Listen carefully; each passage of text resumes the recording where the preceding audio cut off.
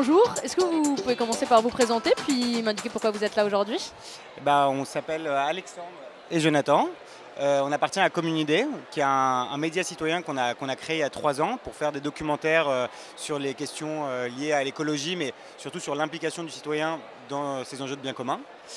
Et là, on est là parce qu'on sort un film au cinéma. D'abord, on a commencé par des personnes qui avaient elles-mêmes lancé des pétitions parce qu'on ne savait pas du tout ce qui était possible de faire avec.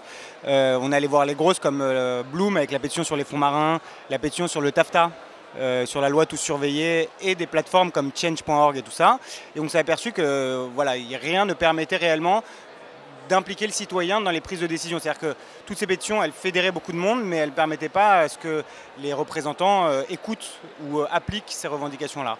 Donc on allait par un autre biais ensuite, qui est le biais de la politique. On a eu un représentant qui est un sénateur qui s'appelle Joël Labbé, et à travers lui et la rencontre d'autres parlementaires, on a réussi à articuler en fait la revendication de la pétition qui portait sur l'échange de semences entre agriculteurs pour en faire un article juridique qui s'intègre dans un projet de loi, soit un amendement.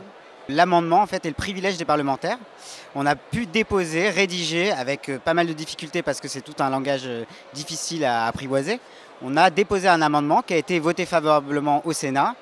Et donc, toute cette aventure, comment on s'y est pris et toutes les barrières à franchir, on le raconte dans ce film qui s'appelle Déclic de conscience, c'est-à-dire ce qu'apportent en fait toutes les interfaces et Internet pour que la voix citoyenne puisse parvenir au Parlement et jusqu'au palais en fait, de décision.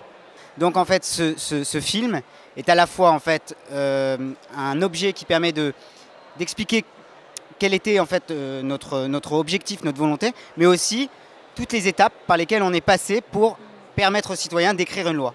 Et c'est pour ça qu'avec la sortie du film, on prépare une pétition sur le droit d'amendement citoyen, c'est-à-dire qu'à partir du moment où il y a 5 000 ou 10 000 personnes qui sont sur un amendement, ils puissent être automatiquement inscrits dans les articles de loi qui vont être votés et débattus ensuite dans les assemblées parlementaires. Pour permettre un amendement citoyen, il faudrait changer la Constitution.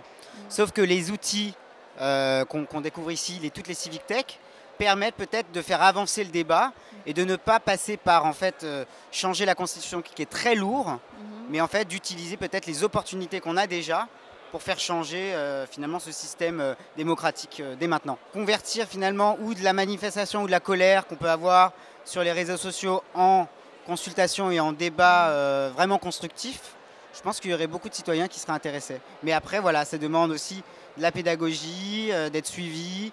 Peut-être que l'écosystème toutes les civic tech est en train d'être mis en place, mais qu'il faut encore, il y a encore quelques étapes à franchir avant d'arriver à cela.